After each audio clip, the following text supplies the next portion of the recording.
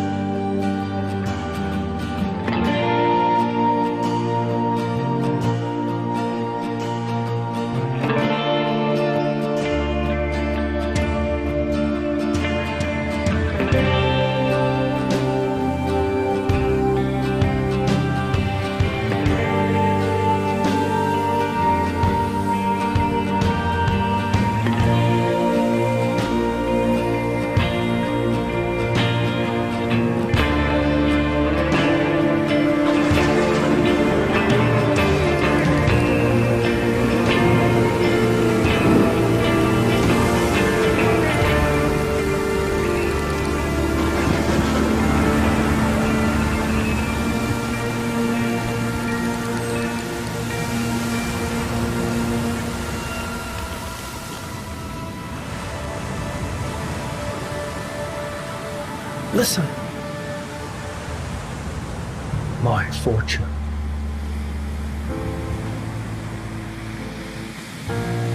What do we have, Captain?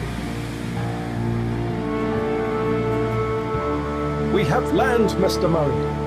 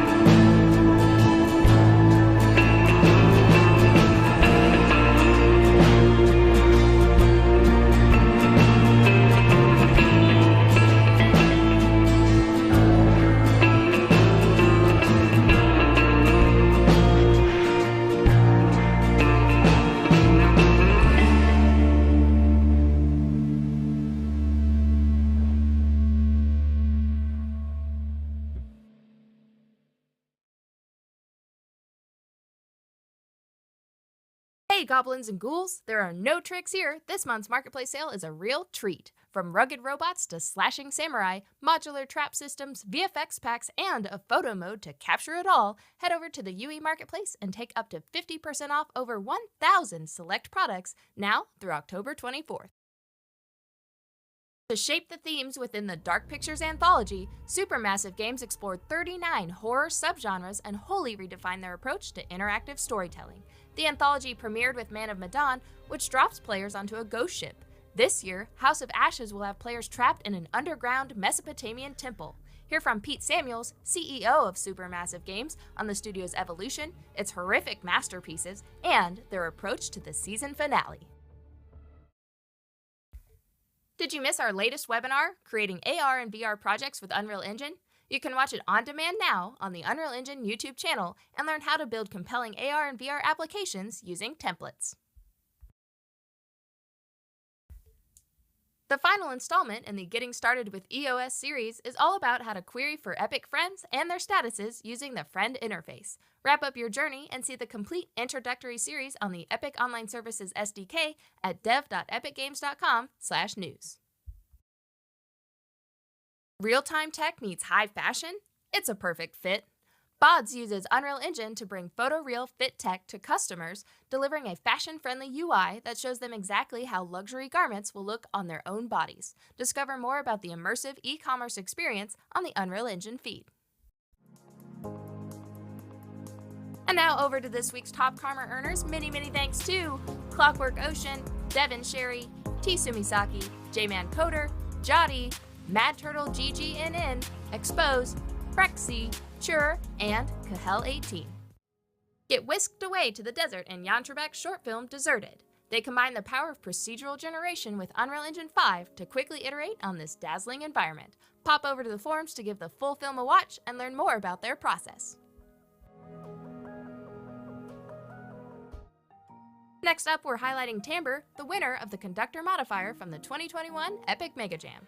It's a musical game about bringing together instruments who have lost their space, without which their sounds are lost to the world. Head over to itch.io and give it a playthrough for yourself. Fight your way through spectacles and arenas to become the grand champion, or die trying, in We Who Are About to Die. Jump into the unforgiving ARPG roguelite and face your enemies in gladiatorial combat by following the One Dev team's development on Steam. Thanks for watching this week's news and community spotlight.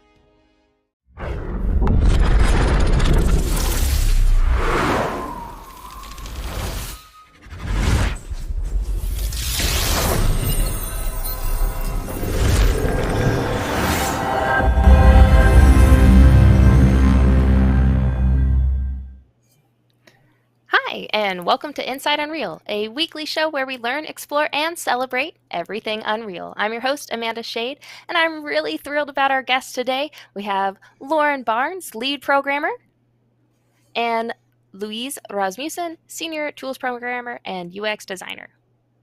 Welcome to the stream. Thank you both so much for joining. So today we're going to be talking about the Unreal Engine 5 UX changes that folks will see. Sounds like we're getting quite a facelift, and the little birdie named Lauren told me the goal here is to improve consistency, right, and general user experience around the tools, but also make it easier for folks to actually extend the editor.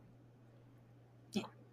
So I know that a lot of talk has been about like the reskin as far as like UE5 early access and people seeing the new look of, you know, the content drawer and the sidebars and things like that. But we actually have like a whole team dedicated to editor UX, not just for kind of that kind of reskin thing, but for making it easier to make consistent tools. I'm the lead of that team and Louise is on that team. And so we wanted to come talk about the kind of stuff that we do that might be a little bit, you know, harder to discover than just looking at the editor when you boot it up. So I've got slides, but also we're gonna, you know, if there's questions, we'll happily take those like as they come up, because we've, you know, got examples and things to show. Yeah. Anything and else did you want to say Presley? what the editor UX is not? So within the editor team, we've got different teams, and there's also one for like UI systems, so Slate and UMG. And that's the one that owns like editor utility widgets, which are awesome, but not going to be covered today. But I think I definitely mentioned that there was interest in a stream, so hopefully there'll be one, you know, at some point in the future. We'll try to follow up with that on a different talk. So yeah. So, and Louise, anything you want to say as we kind of get into the next stream or next the overview of what we're going to talk about? No, I think that's good. We were excited to be here. It's really nice to talk about this and finally be able to show it. I think the last time we did a stream about UX UI, it was before we could show any of the UE5 stuff. So it was nice to sort of be on the other side of that and be able to share some of the work that we're doing. And especially as Lauren alluded to, the sort of underpinnings and the foundation and the architecture that we're trying to build up to support everybody making good UI, so people can focus on the tools that they're interested in bringing into the engine and less about how it should look and what that button should look like and where that button should go. So So there's a quick overview of the types of things we're going to cover. One is like the editor UI UX tech, and we'll talk about like what that is and what that means. A couple things about modes, which I know Louise has covered, like the UE4 modes in the previous UX stream, so we'll kind of go into what these look like now. The Starship Gallery and our widget library, so those building blocks, those underpinnings for people. FStyleColors, because I know themes have been kind of an interesting topic I've seen on the forums and various social. And then multi-tab modes, which is kind of one of our newest additions to editor UX. So what's like an editor-wide UX tool? Things like we now have SVG icon support, which means that if you have a small version of the icon and a slightly larger version, you don't have to have two assets on disk. You can just have one and it will scale up cleanly. And they're also loaded on demand, so like performance should be better.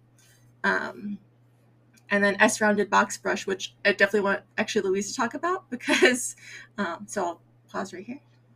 Sure.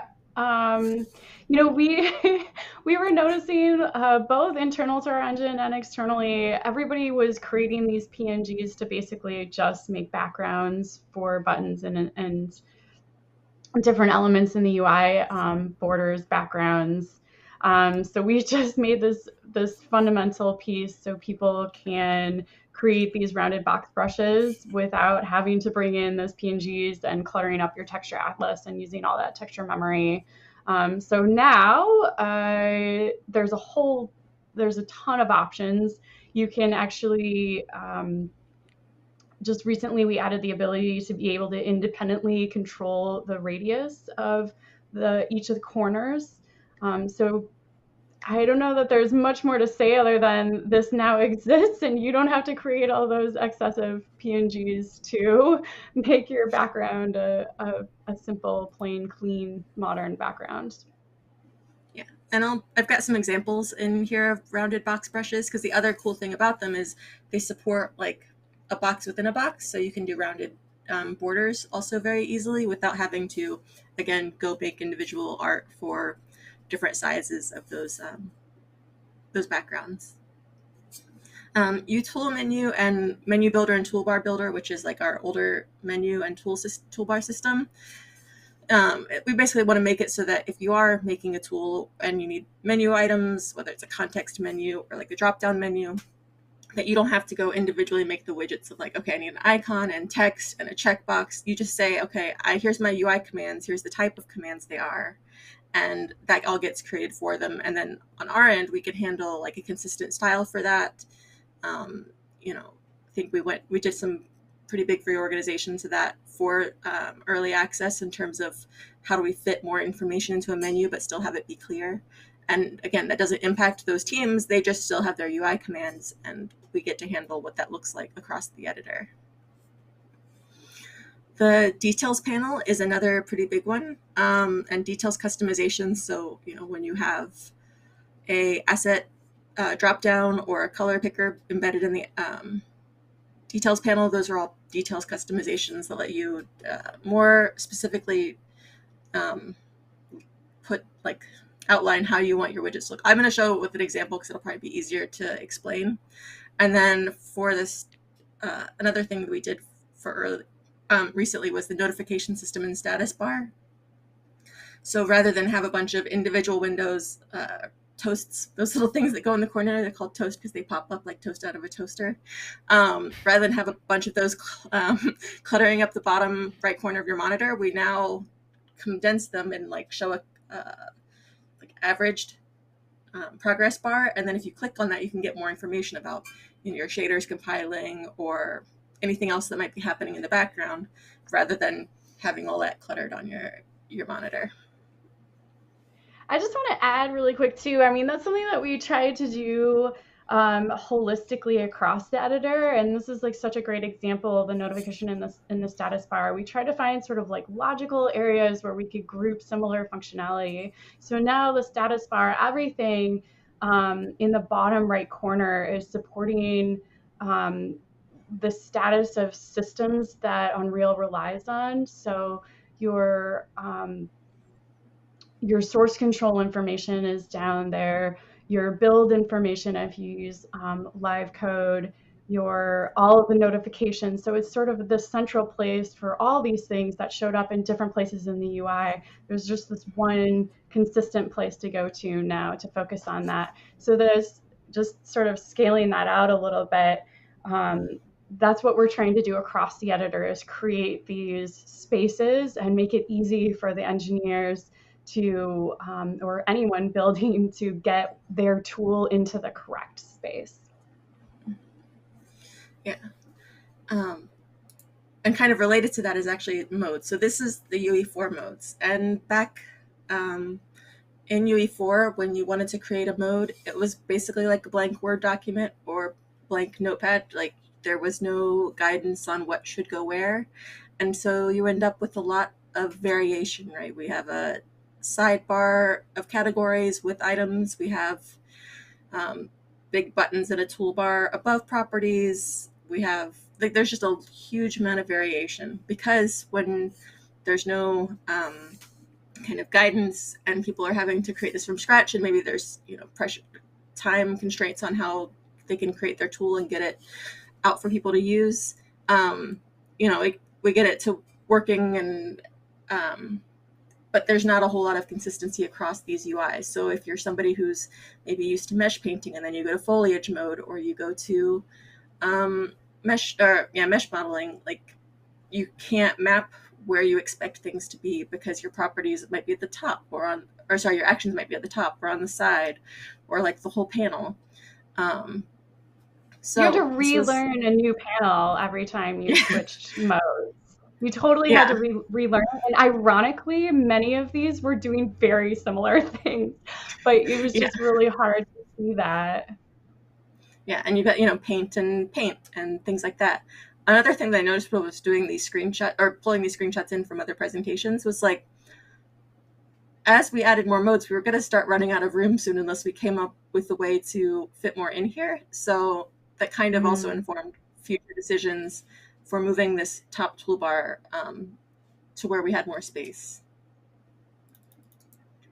And so this is kind of the structure of a basic mode now. And like we were talking about, if you are a user, you know that all your actions are going to be here at the top in a toolbar, or for the few modes that have an expanded toolbar, it'll be off to the left side. But you don't have to go hunting for them in the property panel, or maybe on the left side of this panel. Like, you start to expect where you can look for your actions and your properties. So that is super helpful as a user. But also, we want to talk about what it is like for people creating new modes. So I kind of have it broken down here, and I don't want to read it word for word, but I do want to explain kind of the structure of it. So if you have a pretty simple mode and all you have is properties and actions, you actually don't have to write any Slate.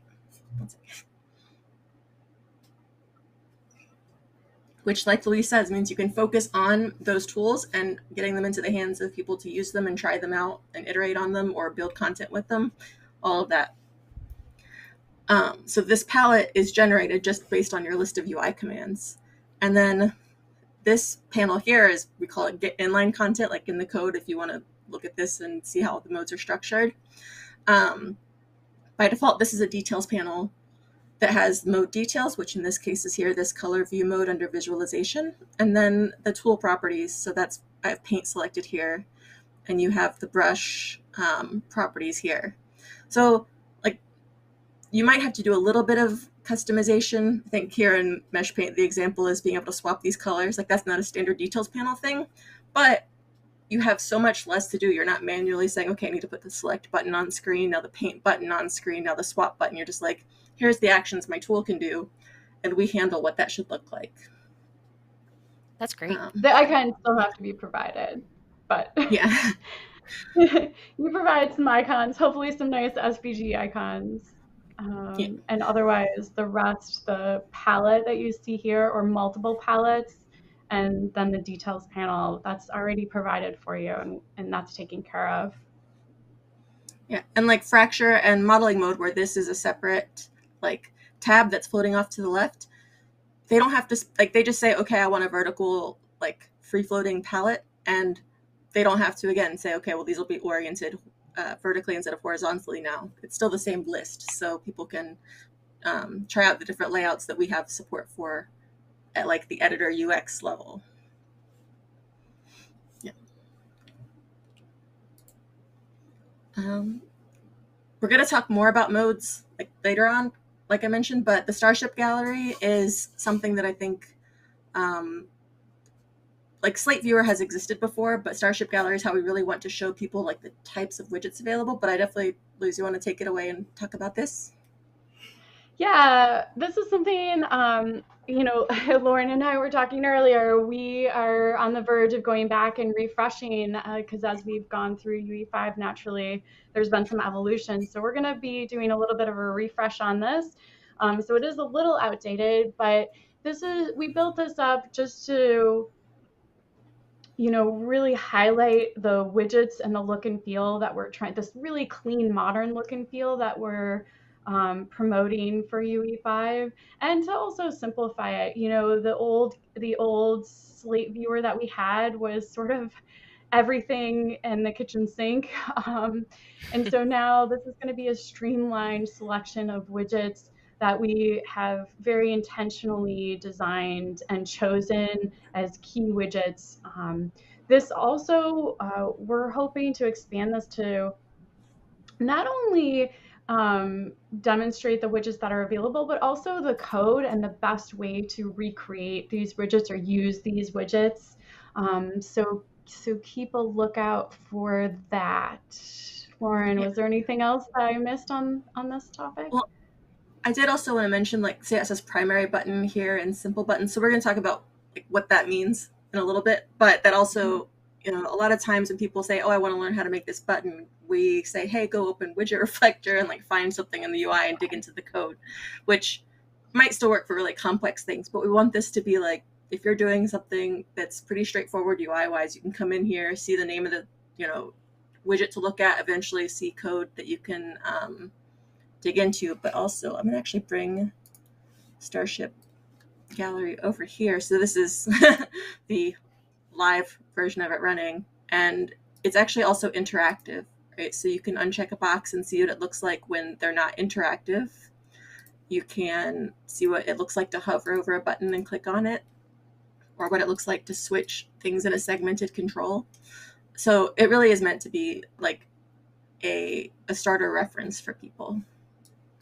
And I'll go to the next slide because I think we'll see if there were other things we wanted to talk about with this. Yeah, I think this does really cover it. And like Louis said, we're going to make sure that it gets expanded as we add new types of widgets, right? Or discover that maybe we are going to revise a style to have, you know, a different background color for the input or something like that. Then this will also be updated live rather than having to redo screenshots or something like that. And oh, before I go to the next slide, sorry, I just wanted to show a couple other tabs in here. So you can actually see the icons that are SVG icons. And like I said, they're normally loaded on demand, but to show them here, we do load them, like force load them. So you can kind of see what's available and also see where it is on disk if you were like, want to use it for something. You know, you also have a warning and you need to know where that lives on disk. And then you also can see text examples. and colors, which again, like we'll get into colors in a little bit, but it's nice to know that you have all of this available, and there'll probably be other tabs in here in the future with more resources. Yeah, that's just a great reference, right? Yeah, no, it's so much nicer than having to like dig through with Widget Reflector, which again can help in complex cases, but if you're new to Slate or new to writing tools, it's much easier to navigate this panel that's dedicated as a reference versus a UI that people are always building and changing on.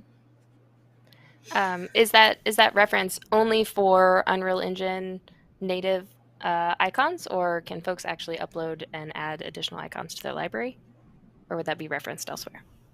So actually, Louise, do you want to answer that one? Because I think you might know more than I do about how those are pulled in.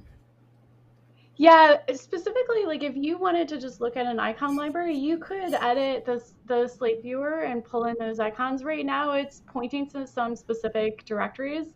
And so it's just loading all the icons in some specific directories by recursively looking through the hierarchy. But if you look at the code, it's pretty trivial to just see how you could add a directory or two of your own to load in there to see what would be available. Awesome. So I was talking before about some of the like primary buttons, and also, so Slate Viewer is its standalone tool, right? You don't have to be running the editor to have that open. You could just run it from Visual Studio or Xcode as a separate program once you've compiled it.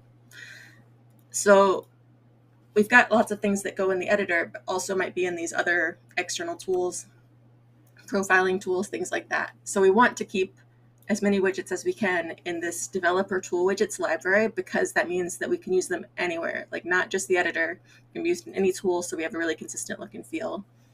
So one of those would be like S primary button, which is this blue button here. The goal is to indicate like you should probably click save versus cancel if you've got this dialog open, right? The action that you're meant to click on. There are some that have dependence on editor code. A lot of things are about like maybe assets or other things that require the whole editor to be open. So this S asset drop target is an example of that. You would use this if you were dragging and dropping an asset out of the content browser or something like that, and you wanted to indicate that you could drop it here and process all of that. So that's what that widget is. There's a very few cases of like runtime widgets, but for what we're talking about here, like the tool widgets and editor widgets, the libraries that we work on the most. And the way I like to explain it is if like Slate is the very small Legos, like individual Legos or building blocks like that, and then you've got kits of those, like here's how to build a house, or here's how to build a castle. Like those kits are what are in these widget libraries, right? They're just maybe small kits for buttons, but that's what they are. Is like here's the pre-selected building blocks that you need, and it will look the right way, and you won't have to worry about creating this individual outline or how to do this hover. You just have to use S asset drop target, and you get that automatically. I just want to add on to what Lauren was saying. Things that are in the tool widgets, we've worked to identify key things. Like this primary button is a great example, and there's another one called a simple button. We noticed 90% of the time people are making a button, they're like adding some content on the inside of the button to illustrate an icon with the widget. Yeah, there you go. So you can see in the widget reflector, we just made this simple button, and the primary button does it also. So now you're just providing an icon and you're providing a label, and you don't have to worry about the spacing and the padding and making that consistent with everything else or changing it. Nobody's sort of hard coding that padding. So by just using those tool widgets, it's easier for people because they can just provide the icon and the text that they want, and they're not having to worry again about all the little details about the design aspect of it to make it look and feel harmonious with the rest of the editor. So that widget library, the tool widget specifically, is something we're trying to expand. We're working on expanding. So do look there when you're outside of the regular Slate widgets. That would be like the next place to look for easy things easy your Lego kit, your easy Lego kit to build with. That's going to give you those pieces that are easier to use and more consistent with the rest of the UI. Yeah. Like segmented control is one that we did fairly early on because we noticed people were always just putting these different buttons next to each other and always having to like switch the state of which one is enabled based on their neighboring widgets, and it was just a lot of boilerplate that was getting copied over and over again. And so now we just have a widget to do it, and it's, as someone who's had to update some of those older things to use this, it's so much cleaner and like you just much nicer code to have to write also. But it also means that you don't have to go investigate and be like, okay, where's the example of this, and make sure you copy the newest example and all of that. So that's like the funnest part of our job, writing these pieces and then realizing that you can delete massive amounts of code because everybody duplicated and often like there are different variations on like all these duplicated things. So finding these patterns and then making it simpler for everybody, that those were really fun things to work on in the last as we were doing UE5. Yeah, no, it's amazing. I actually almost put a slide in here of showing like how a big piece of code collapses to just like segmented control or toggle button, because as a programmer, that brings me great joy. So, amen. That's what we look for. Okay. So I did mention that you can see the colors in the in Slate Viewer also, and so this is kind of the whole range of our color library, but you can also see them inside the editor with the, if you go to editor preferences, there's like a theme editor, and this is our default theme. So if you scroll down, you'd actually end up seeing all of these colors. But I want to talk a little bit more about what that means like on the code side, and then what that means for us as the editor UX team and helping to do setup for, you know, all this wide range of tools and supporting the wide range of tools that are made in the editor. So when you actually use this in code, it just means you can actually refer to it as like FStyleColors background or panel. You don't have to go, you know, build the color out of RGB and go look it up and be like, okay, well, which gray is the right gray? You just say panel or background, because we've kind of got this color language where the darkest color is in the back, and then you layer on top and it gets lighter. So this tab here is built with this code for this minor tab style. So you can see that in here. And it does mean that like if somebody changes their style and makes background map to something else, you don't have to know that, you don't have to pull for that. We handle all of that on the StyleColors, the import of that. And you can actually see that live as you change those colors. If you go into the theme and you change the colors, you can see your own widgets update if you reference the colors in this way. And you can see also on the bottom of this code snippet that Lauren has up, we're using that for the font also. Our foreground, we use foreground hover. There's a few other foreground colors that you want to reference. And so that makes it, in those cases where we're inverting the text, that'll happen automatically. And if you use those, you're going to be up to date with your style when somebody makes an awesome new theme for you. So again, what that kind of means is this is actually a screenshot from like, I think, early access timeframe, and this is our primary color here, this kind of almost more aqua blue. You can see it here on the selection of the clustered tool in Fracture, here on the selection in the menu, and here on that primary button. But after lots of feedback about the readability and, you know, you couldn't put white text onto it, so you see how the text inverts here as you select, we decided to go with a deeper blue with less green in it, so you can see that. And nobody who was making tools had to go manually change their code to go incorporate the new blue. We just did that at the style level, and it was across the board. So everywhere you see, here on the tools, here in the viewport, here in the sections, just everywhere, it's automatically incorporated, and it's not something that each tool creator has to know about or think about updating. So it's just something that we can do at the editor UX level.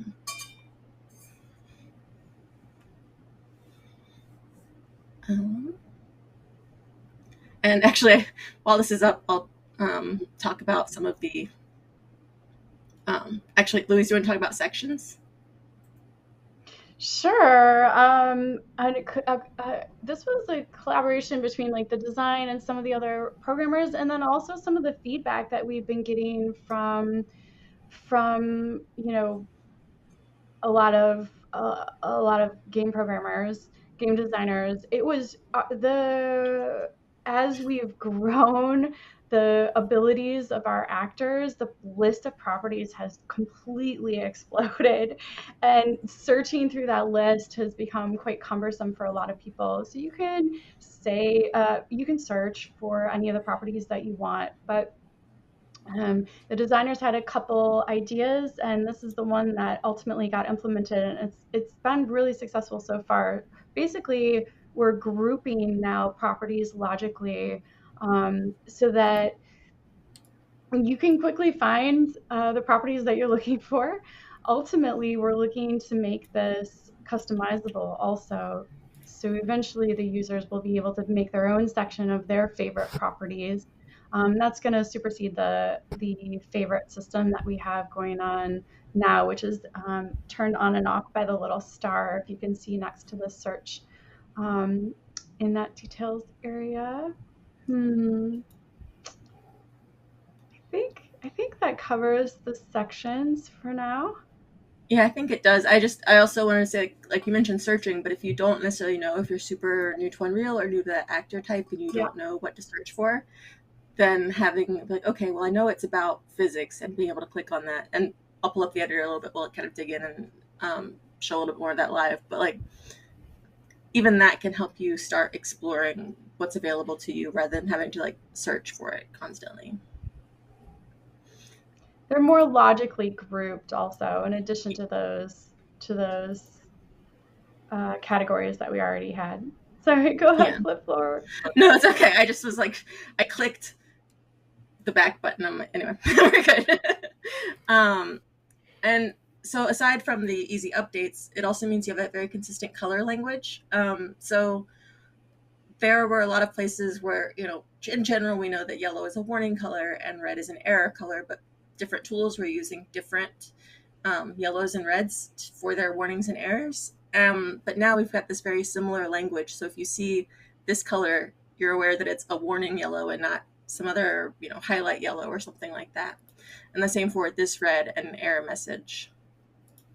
So being able to use this consistent color language, again, as a developer of a new tool, you don't have to know what the, hex code is of this. You just say FStyleColors warning, and then it will always be the right color. And this is actually a rounded box. So I wanted to point that out when we got here, that this is just completely done with the Slate brush. Yeah. So. And then personalization and user customization. We actually kind of say this is an accidental goal. Like because we were doing all of this to get consistent look, and also we were iterating on the colors, and so having it be by this like ID rather than the exact color means it's easier to iterate. But it does mean that like you can then open up the theme editor and tweak the colors. This is one I made. I love purple, like love it. So I went in and made one that had like kind of the scheme that matches like my Visual Studio and stuff. And it was super easy. I mean, there's these JSON things that you can share around, but we definitely want to make this a little bit smoother, because right now, if you want to like share it with somebody, you have to go manually copy the JSON. But it is really cool that you could make it a different color for different projects you're on, or just make it fit your style. But it's definitely like something that we're still seeing how widely is being adopted, and it's pretty cool because people are like, oh, I can just make a different theme or make a light theme, things like that. Yeah, it was kind of a fun a fun little twist. We didn't expect everybody was going to love this as much as they have, but this is this was accidental. We really created this system to make our own lives a lot easier, and a lot of people have been having fun and are excited about it. But it will make everyone's life easier too. Whether you're developing tools and you are like looking at it from the Slate side, or you're just like, hey, I only really care about customizing my font color. I don't know. Although I have ideas for holiday themes. I do. Yeah, we can do contests around holiday themed editors. Yes. Yeah. Yeah, I love it. I don't use this all the time because I'm taking screenshots for like reports and slides and things, but when I remember I put it on, I'm like, oh, it makes me happy. And can you save these different themes and states then? So it's easy to swap. You know, you're talking about wanting to go back to take normal screenshots. So I wouldn't want you to customize each of these. I got the editor open. So it's as easy as editor preferences, and then preferences, Windows on it. There we go. Here's my active theme. And then literally like Lauren is just saved in there because I made it before. And then I can click on that, and then I can go back to dark. Or if I want to make a new one, you can duplicate the theme and edit it. You're like, I don't know, let's go with like a darker blue. And like Louise was saying earlier, with the like looking at the FStyleColors indicated in the code, you can see that as I change background make it bright orange. Make it bright orange. So we're on Halloween. Yeah, make it like a bright color. Yeah, Halloween orange. There you go. So you can see this is dynamically updating and referencing that color everywhere that we've specified that background color. Yeah. So background, like, again, was kind of the farthest back. And we also, may add tooltips here at some point so that it's easier to kind of translate from the UX language, like what does this mean in terms of the user. But yeah, it's great to be able to kind of look at it and just try different things. And then this would be saved as like, stream theme. Perfect. And it gets saved in, so I can change from that back to my theme, to dark, to our stream theme. And then I could like go get that JSON file off my hard drive and send it to Louise, and she can also have the stream theme and Amanda. So, yes. Yeah. Yes. I might make some more tweaks before I send it out. We need some more colors in here. That's okay. Work in progress. You might want to switch it back before you close that, Lauren. Oh, thank you. Come up later and be like, why is everything orange? There we go. So, again, it's kind of a nifty side effect. We didn't set out, it's like we need a user customizable editor. We want something that's just easy for tool developers to use. But I'm super psyched to see what we'll make with the various themes. And then the last thing, and then we'll kind of get into the questions and digging into the actual editor a little bit more to show things. So earlier I was talking about how we made the simple modes with one toolbar, whether it's at the top of the tab or on the side like this, and properties. And that works for a lot of modes, like landscape, mesh paint, things like that, where you just really have a couple tools and some properties to change. But there are modes that are pretty extensive in how they change your workflow. So Fracture is one of those. And we wanted to give them more places in the UI to put information about their tools or actions for their tools, things like that. But we also didn't want to go back to that original world of just a blank page where everybody can write their own thing and it's hard to know where things go anymore.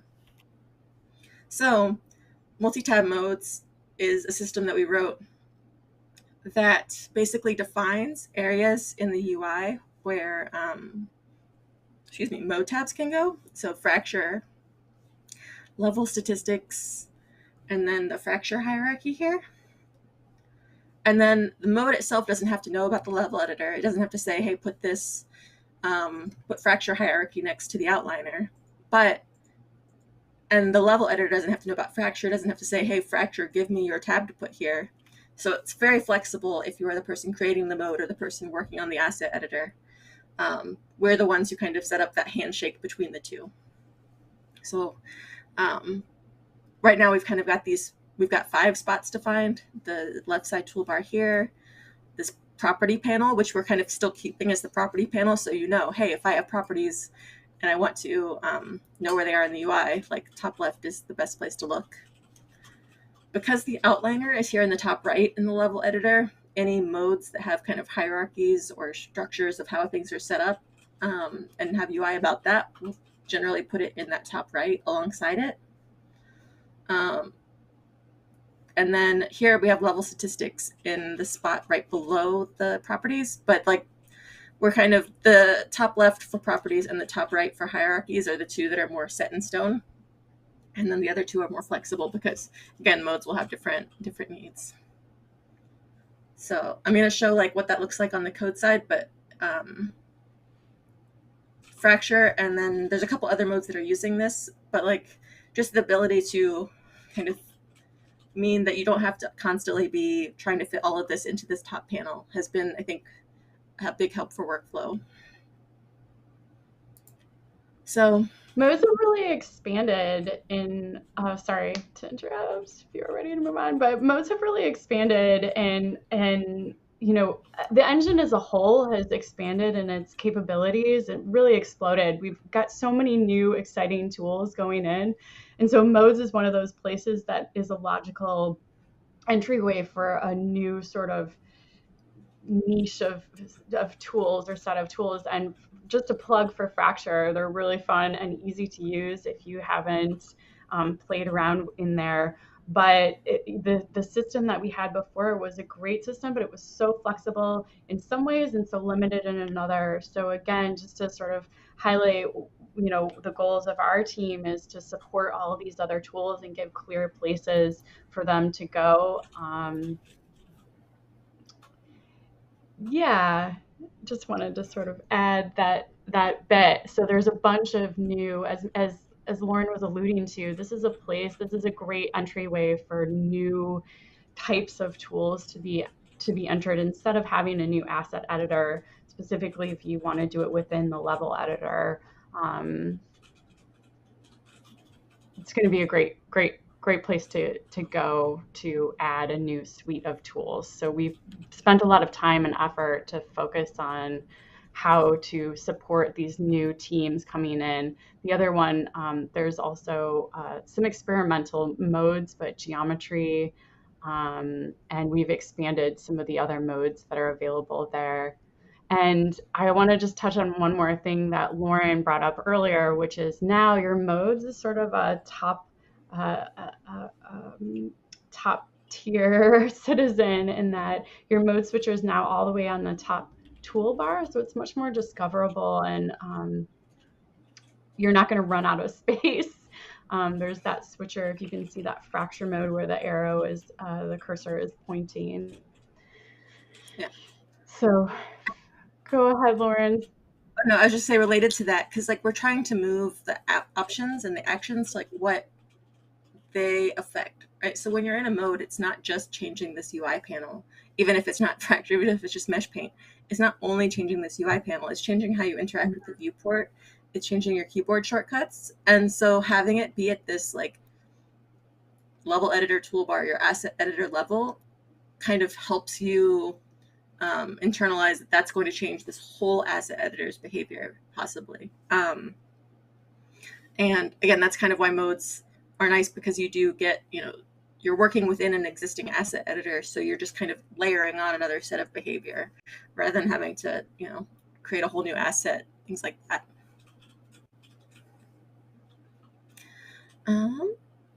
Yeah, so basically we've got kind of what we work on as the editor UX team is this layer that sits between the asset editor and the modes that it hosts. So again, they don't have to know about each other, but we control that if you have the bottom left panel, it goes in this location, and then bottom left tab ID is what you would use to put something there. That the bottom right tab ID gets docked with your selection details. So, this is something that gets set up once for an asset editor, and it's not something that you have to do repeatedly, and it's not something that the Fracture team has to work with, or the modeling team has to work with, or the landscape team has to work with. This is just we set it up, and then I'll show you the part that is per mode. It's very straightforward. You don't have to, again, you're just saying, hey, I have this information about my tab, the label, the tooltip, the icon, and then you say, hey, I want this in the top right. I want this in the bottom left, but you don't have to worry about what tabs it's being docked with as the person creating the tool. So it's very straightforward as far as that communication. You don't have to know what is hosting your mode. You just have to say, I want it in the top right, or I want it in the bottom left.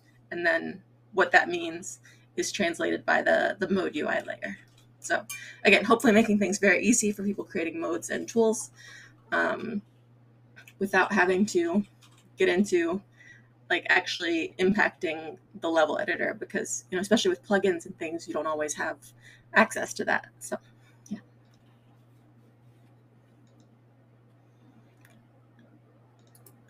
And then I think we're actually at the Q&A part, and I do have the engine open so I can like pull things up as there's questions about them or to dig into more. So I'll go ahead and bring that over. Yeah. We do have some questions. Yeah. So kind of going back to the SVG icons, sorry for the bad puns, would like to know if they can replace class or blueprint icons in the content browser. For instance, using the style set in editorstyle.cpp files. That's a complicated question. We don't have a system yet like we have for the colors.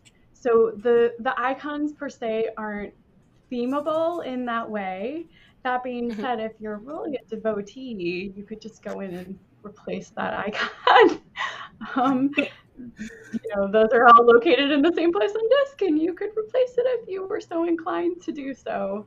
But not yet do we've talked a lot about, because the color system is, you know, we illuminated here has been, it's so successful, both in terms of, you know, people are excited to use the theming, but on the code side, it's been hugely successful. It's so much easier for everybody to just, nobody's guessing. We don't have random devs who know nothing about color going in and trying to like make their own pretty green, and then finding like hard-coded values for that. I mean, like, it's been hugely successful, and it actually saves a lot of time for devs to just be like, oh, I know it's green, and we spend a lot of time narrowing down and coming up with that set of colors that makes logical sense and for people to know which one. So because that's been so successful, we have talked a lot about coming up with a similar kind of thing for the icon libraries. And we've talked about how we can expand that icon library to be similarly helpful and useful. And we're inching towards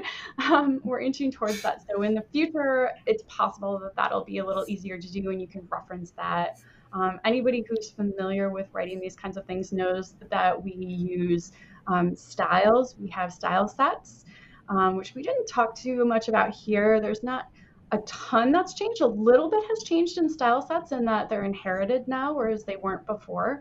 So you can inherit from our base style set and then overwrite that icon in your style set if you so choose, and then promote your style to be the application style.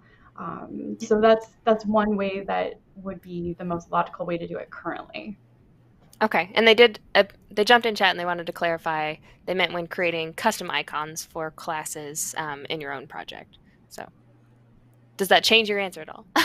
You can use SVGs for that. Yeah, no problem. We are looking, like Louis said, at better systems, so it's not quite as the boilerplate in like a Slate styles file is. That's kind of cumbersome right now. Yeah, and so we definitely want it to be easier. We are keeping, you know, plugin creators especially in mind for how to make that simpler. But yes, you can use SVGs for plugin icons also. We use SVGs. You can use SVGs anywhere you were using PNGs before. You can replace them with anywhere you were using PNGs before. You can replace them with SVGs now. Yeah. So we encourage y'all to do that. Yeah, you can and should. Please do. Another user was asking, can you add custom colors to that library palette? That's a beautiful, beautiful color palette you had, but they were wondering if you could add your own. There's actually a comment Your in face the says code. no. If you look, there's a comment in the code that says, please discuss before adding more colors. But honestly, like there are a lot that you don't even see used here. So let me pull up my theme real quick. We also have like a set of accent colors. So we would encourage so you to use those accent colors. Yeah, so down here we have all these accent colors, and like they don't have a meaning on them like warning and error do. So if you were like, okay, I would like to use one of these instead, and even if you want to like change what purple is your accent purple in your theme, you totally can. Like these are not widely used throughout the editor, so I would say to use those for like your extra custom colors, because it's unlikely you're going to change a lot of the editor by working with those. And there's even like we've also talked and may in the future decide to break up the styles, the colors a little bit. So we talked about, I think Lauren has showed the warning, the log. Instead of having this like one large set of colors, we've talked about the ability to break that up. So you could theoretically have like that warning, error, success.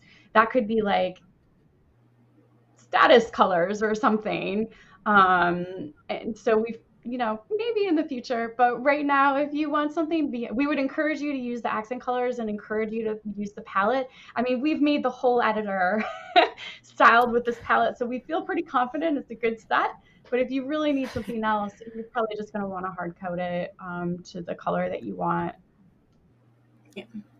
And like I said, these are unlikely to overlap with things we're currently doing. So they are probably good to start with. Yeah. Great. They're also wondering, do we have an example that shows persistent data? So like if you select an option in a dropdown and then save, restart the editor, does that persist? And if so, they're wondering how they do that, or what persists it. So actually, I should have talked a little bit more about this, but it's like fairly new and even I think more low level than what we looked at now. There's actually a flag now called editor config, which means it's going to save in like your app data, wherever that is on your operating system. So if I favorite something, turn favorites on, and then let's see, I'll make add to favorites, ignore radial impulse for whatever reason. Now, if I open a different stream, if I update my engine version, this will be favorited, even as long as that property is available to be favorited, right? So if you had like some project specific class that you pulled up, like I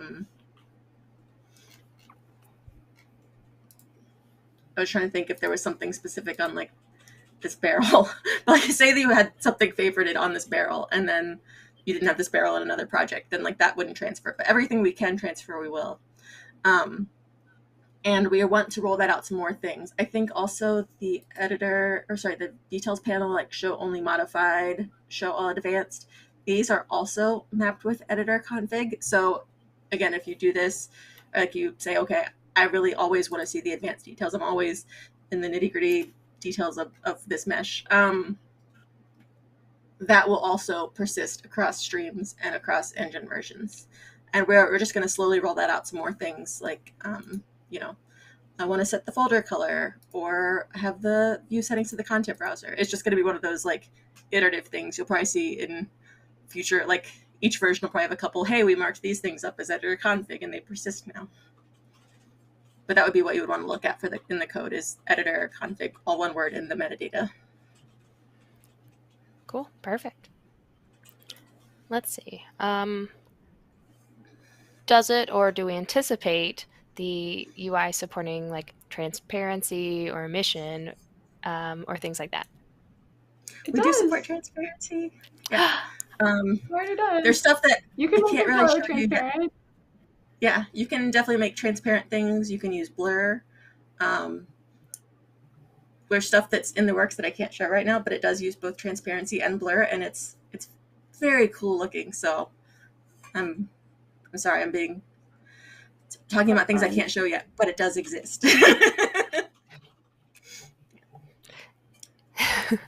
We actually or does. This up here in the top has got some transparency to it. I just noticed. Can't really Yes, zoom, that's but right. these top toolbar.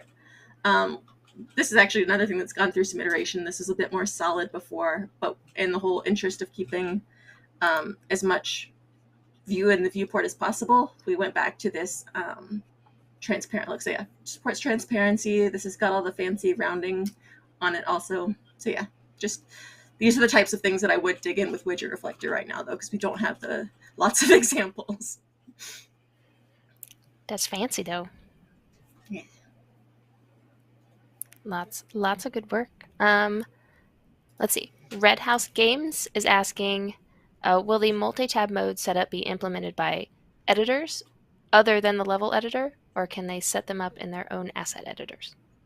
They can. And it's very cool because, like, again, the level editor is really an asset editor's editing level, and so to take a lot of those ideas, whether it's actions you can do in the viewport or things like that, to more asset editors is a goal we've got long term, because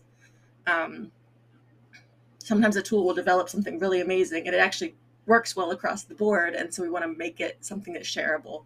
Like back when blueprints got node alignment, and we're like, oh, what about materials? What about Niagara? And now that's kind of at a common level, so that lots of graphs can have node alignment without having to do that code about aligning the nodes all themselves. Each one, yeah. Yeah. So that's a lot of what we do now, and also we'll be doing kind of in the future is finding those neat things that would actually work well in a lot of tools and making them accessible. So wonderful. Let's see. Himanshu Agarwal was asking if we have plans for like font size and style options exposed in the editor appearance settings. Yeah, that one.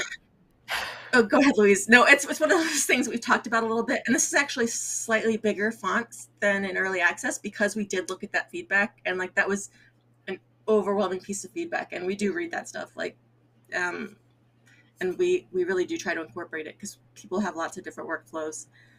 It's tricky in that there's a lot of things that fall out from it, right? Mm-hmm. Like, if you change the font here, then you have to consider how high the row is and stuff like that.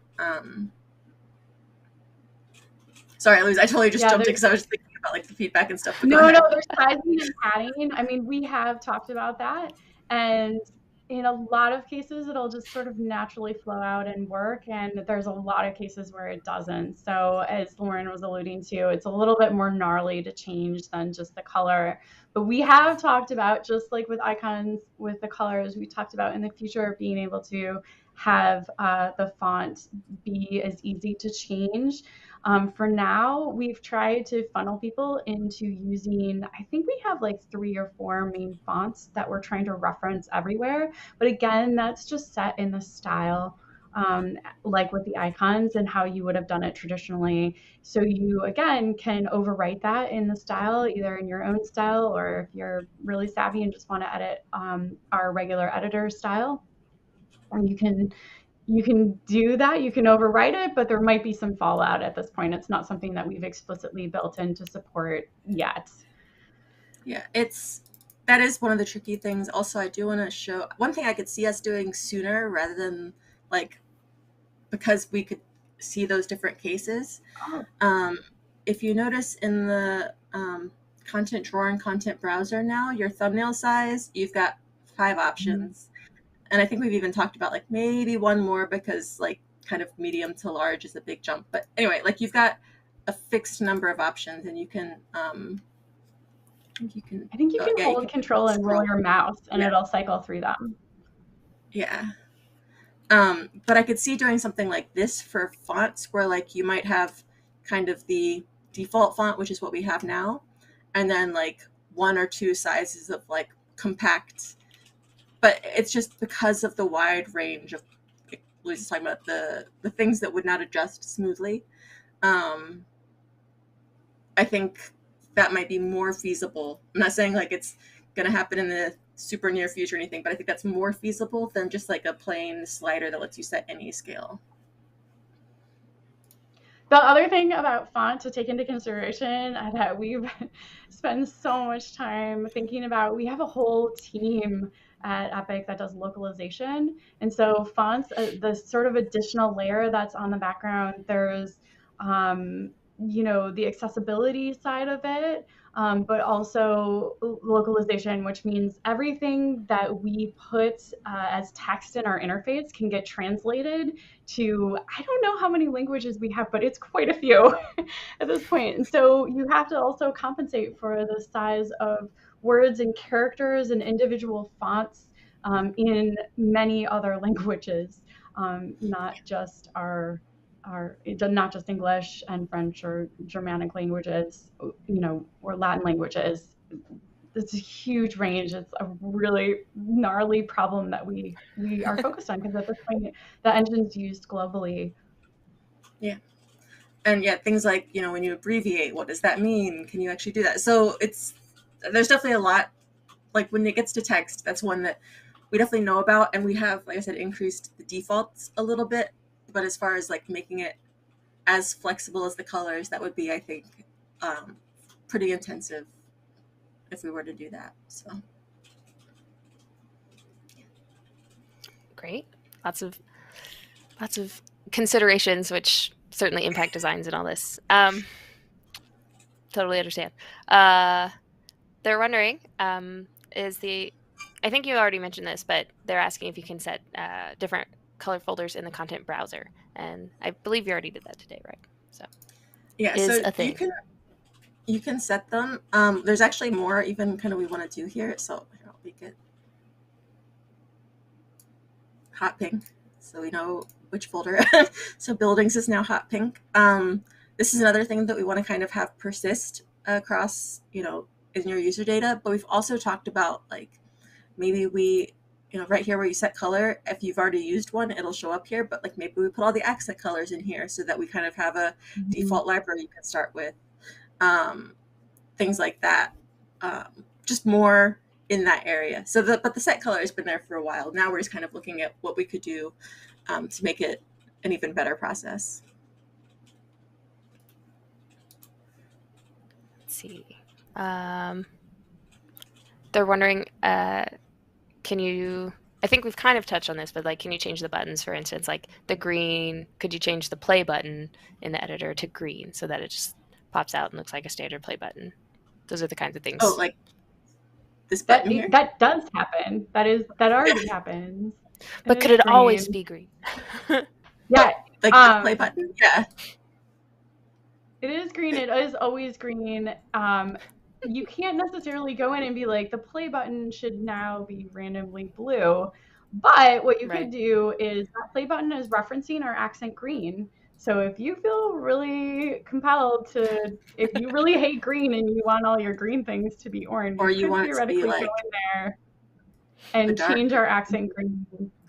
Yeah, to be for our stream theme. Here we go. It's a darker green, and that affects the play button, but also will affect like this add over here. Also here on this add for adding components. So yeah, right. Doing it, like you said, per button is not something you could do. But if you're like the overall general clusters, yeah, and that's part of the kind of consistent visual language. Let me go back to my actual theme. So the green here is like a positive that we want your eye to go to because we think it's something you are going to want to do frequently, right? So you want to create content. You might want to import content. You might want to put a light in your scene, right? Very quickly and easily. You might want to add a component to this, again, very quickly and easily. Play, again, something we want you to do. So things like that are where we use that accent green, and that's kind of, green is go. And so that is kind of where we are using a few of those accent colors to have a consistent language.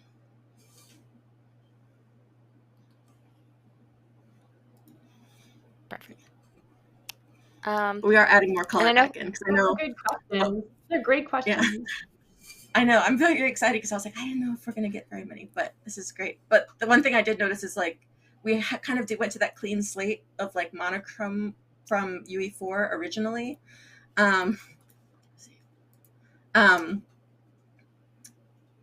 But now we are adding color back in to draw your eye to the key things like your compile button or your add button, so that hopefully rather than being colors everywhere, you've got colors on like things that we know or we intend to be important, or things that other tool creators intend to be important. Yeah, we've talked a lot in this stream about the dev side, but we for a long time the design team and this team was one team. We've only sort of recently split out, so the other sort of half of our role is focused on the design side, and we have put so much time and effort into. I mean, even the icons, for example, we've spent so many hours just discussing the nuances of individual icons and do they communicate well, and the visual language that we're creating across the editor, so that long term it's easier for people to use across. It's easier for people to come into the editor and to go into a new asset editor or a new mode. It doesn't feel so overwhelming. And so when Lauren was talking about, those colors that we've brought back, originally we wanted to just get to the super clean baseline because everybody was using whatever color they wanted everywhere. So we sort of stripped it down to the absolute basics, and then have brought back in very intentionally a little bits of color to draw your eyes to the places that would be helpful instead of distracting. They're chosen very intentionally is I guess what I'm trying to convey here. And I think it shows. And yeah, speaking of like future streams that we think are awesome, I definitely have hinted to the design team like they should also do a design focused stream, because like we really enjoy working with them, but they also get to cover like different things than we do, and I think it would be a very cool perspective to see. So fingers crossed, everybody. Yeah. And we've had a couple of questions too around, can we use these UX elements for in-game UI? And I know we've had some questions about UMG and this, and that is a different team. So we have noted those questions and the interest there, but we'll go sync with some other folks to dig deep on this. As far as like in a game, if you had something that was a tool widget, like anything that's in that Slate viewer, so anything that's in the tool widgets library or the editor widgets library, you cannot use in a game, but you could use in a separate tool. Like if you made your own import tool or something like that, that you could choose anything in tool widgets for that. For gameplay, you would want to look at anything in the runtime module. So there's a few things in there, and there may be others in the future, but like most of what we focus on is editor and editor adjacent tools, like that. And we've had some questions about the assets that folks are seeing actually in the demo scene. Is it accurate to say, is it that the Western desert town from the marketplace? Yes, I got that during one of the free, because I was like, I need pretty assets. So I wanted to drop it. Before dropping it in chat, I wanted to confirm with you, but I was pretty confident. So that's from KK Design. Fantastic artist. They do incredible environments. So if you want to check out the product, that's what you're looking at. Yes. Yeah. It's great because, again, I'm a programmer, not an artist. Love to be able to use something like that. Yeah, it's just something to set the scene and be able to toss in the background, and helps complete your projects. Yeah. Let's see.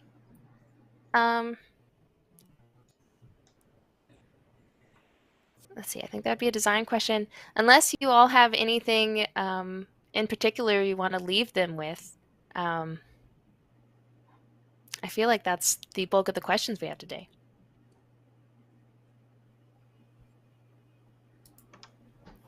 I might need you to say that one more time, but 1 second.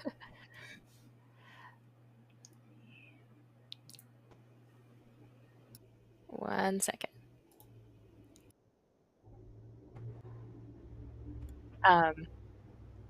Yeah, I was just going to say that's the bulk of our questions for today. The rest are around design, so we'll look at a design and a UMG stream in the future.